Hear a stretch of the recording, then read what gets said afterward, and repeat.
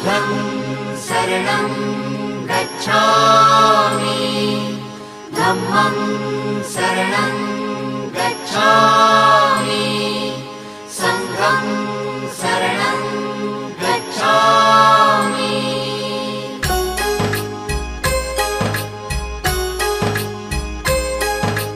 बुद्धं शरणं गच्छामि धम्मं शरणं गच्छामि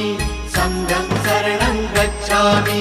त्याग मूर्ति तू शांत चित्त तू योग रूप संसारी दया प्रेम अन मानवतेचे प्रतीक तुझी ईश्वरी